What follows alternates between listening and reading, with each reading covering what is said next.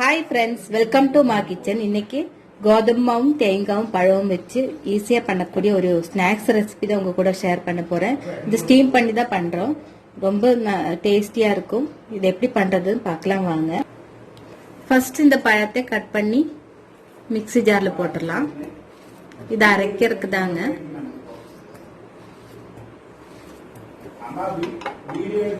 இப்போ இதுல நாட்டு சக்கரை 2 கரண்டி ஆட் பண்ணிக்கலாம்.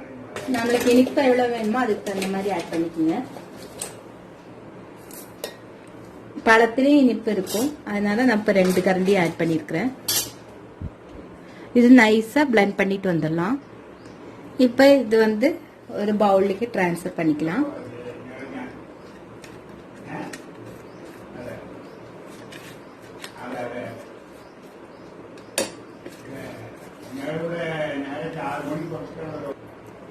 இதில் இப்போ 1/2 டீஸ்பூன் பட்டர் ஆட் பண்ணிக்கலாம். இப்போ இதில் 3/4 கப்பு கோகனட் துருவனது ஆட் பண்ணிக்கலாம். 1 கப்பு கோதுமை மாவு ஆட் பண்ணிக்கலாம். இது கையால நல்லா பிசைஞ்சிடலாங்க. கெட்டியான பதத்துக்கு பிசைஞ்சு எடுத்துடலாம்.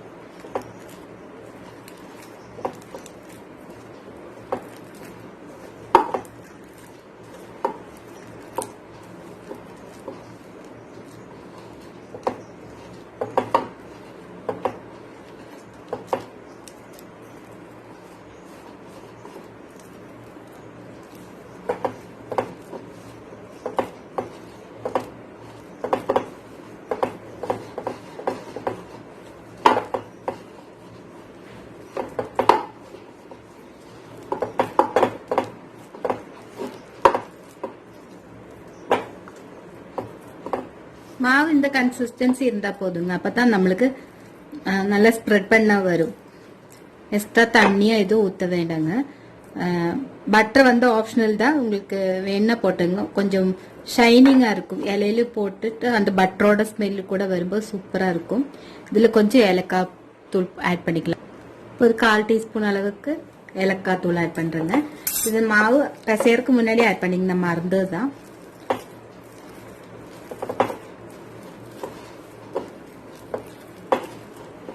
இப்ப மாவு ரெடி ஆயிடுச்சு. நம்ம இலையில வந்து ஸ்ப்ரெட் பண்ண ஆரம்பிச்சிடலாம். இப்ப இலை இந்த மாதிரி நீளமா கட் பண்ணிடுங்க. கையில கொஞ்சம் ஆயில் அப்ளை பண்ணிக்கோங்க. அப்பதான் கையில் இந்த மாவு ஒட்டாம இருக்கும், அதுக்காக தான். இப்ப கொஞ்சம் மாவு எடுத்து இந்த இலையில நல்லா ஸ்ப்ரெட் பண்ணி விட்டுருங்க. உங்களுக்கு தேங்காய் உள்ள ஸ்டஃப் பண்றதா இருந்தாலும் பண்ணிக்கலாம், இந்த மாதிரியும் பண்ணிக்கலாம். இப்ப நல்லா நீளமா ஸ்ப்ரெட் பண்ணி விட்டுருங்க.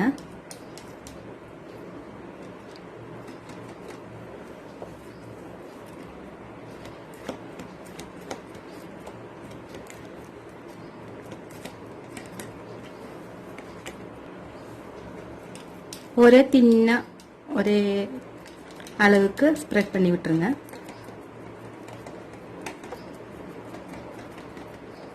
சப்போஸ் உங்க கையில ஒட்டுற மாதிரி இருந்தா கொஞ்சோண்டு தேங்காய் எண்ணெய் இல்லைன்னா வெண்ணெய் ஏதாச்சும் அப்ளை பண்ணிக்கோங்க.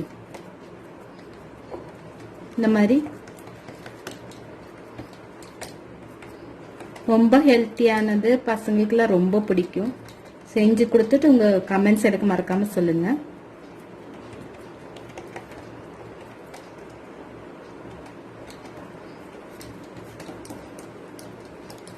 இப்ப இதை வந்து இந்த மாதிரி மடிச்சிடலாம். இந்த மாதிரி சுருட்டிட்டே வந்துடலாம். இது வந்து ஸ்டீம் பண்றதுக்கு ரெடி ஆயிடுச்சு. இந்த மாதிரி எல்லாமே பண்ணிட்டு உங்களுக்கு காமிக்கிறேன்.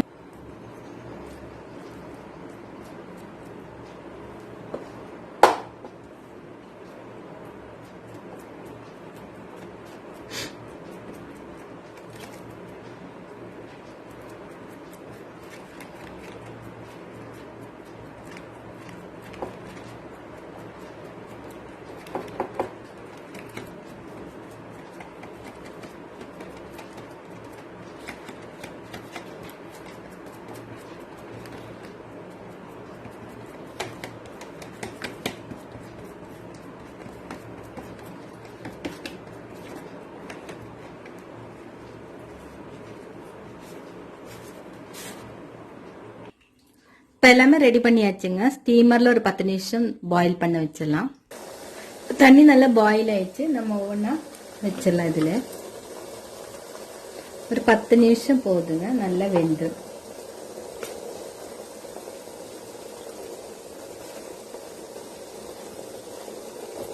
இப்போ இதை மூடி வச்சுக்கலாம்.